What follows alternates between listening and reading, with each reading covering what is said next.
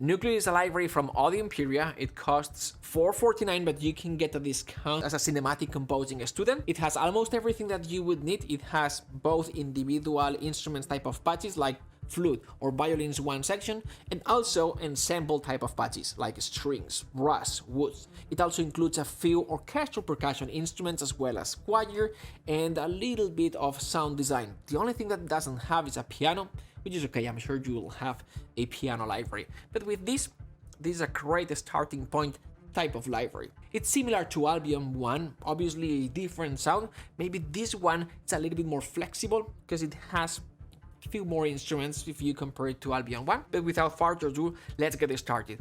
This is the template that we're going to be creating. What you see here, these tracks are the tracks that we are going to be creating. Up here, these tracks come from my personal template. And usually when I create a template for my students, I somehow like to have my original template, and this is not my entire template, this is just a part of my template. But I like to have it up there just to compare the type of sound that I'm creating with the new library to sort of have like a reference sound. But anyway, I'm gonna close them now. Before we get started, a couple more things. Number one, for those that are familiar with my template, and the typical way to go when you're creating a big template is you're gonna use multi-timbral contacts. And I'm not gonna go in depth explaining that concept, more on that on the SBO course.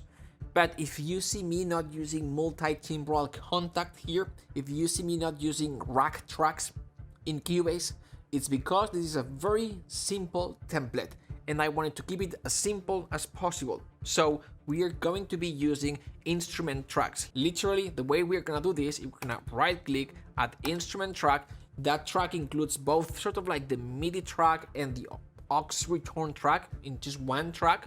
We will load contact, add track, boom, ready to go. We will load the instrument here and we are ready to go. This is going to simplify the process a lot. It's going to give us more flexibility, given that this is a small template. We can move this track around, no problem. And yes, we are using one contact instance per instrument in a way. Now, if we were talking about a 1, 2, 3, 400 tracks template or 1,000 tracks template, then we need to start optimizing all this. And having 400 contact instances, every instance takes a little bit of CPU processing.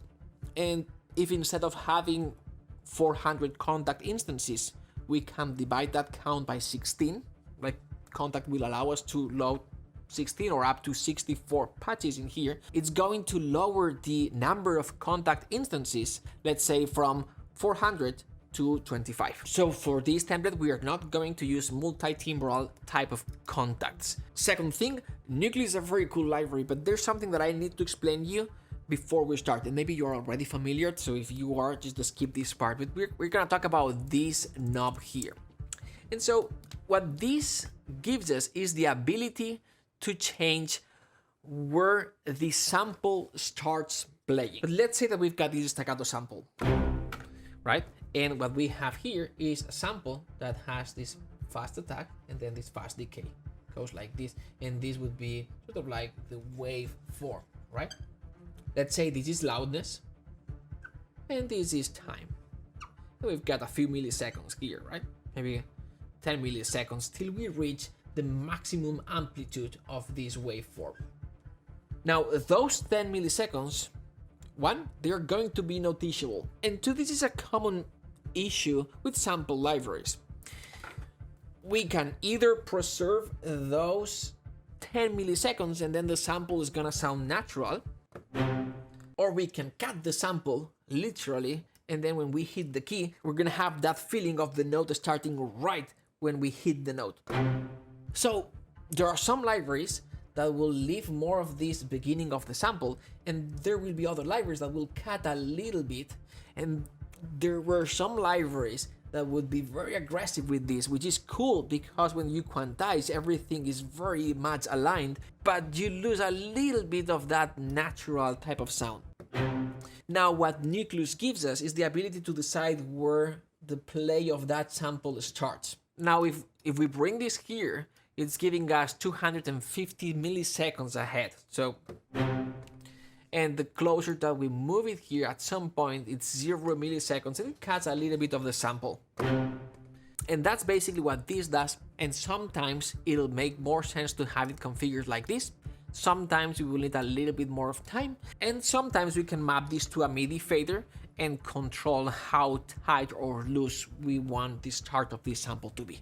Now, to access this knob, you need to be in the advanced mode of this library, right? This is the second thing, and it's pretty much related to just this Nucleus library. The third thing is Reverb inside contact. In my template, I never activate the template that comes pre-built in a specific library for many reasons. But the most important one being, if I have to deliver my tracks to a mixing engineer, I prefer having a series of plugins that I can mute in just one click of a button, rather than having to go one by one and having to deactivate the reverb inside each instrument.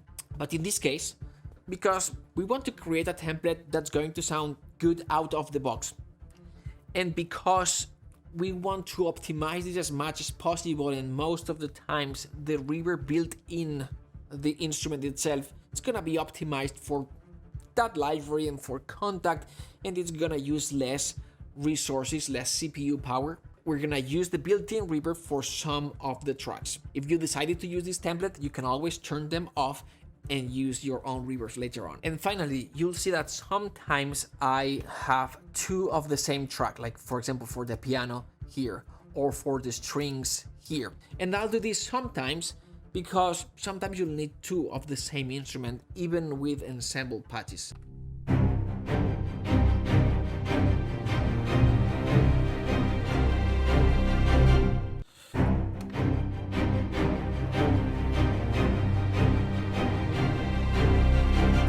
Alright, so this is the end of this video. I just wanted to clarify a couple of things before we actually get started building the template. See you there.